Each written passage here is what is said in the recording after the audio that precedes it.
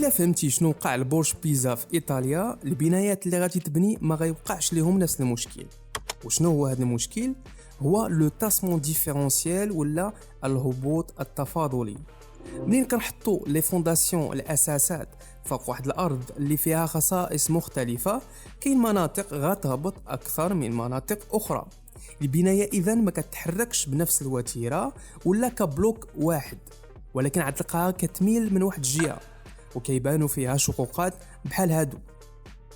الاسباب كتكون كثيره، كما قلت عندنا تربه غير متجانسه ايتيروجين، ولا لا ناب فرياتيك ما مستقراش، ولا الردم اللي درنا في الفونداسيون ما مدكوكش مزيان، ولا الا حسبنا واحد الحساب خاطئ ديال الفونداسيون.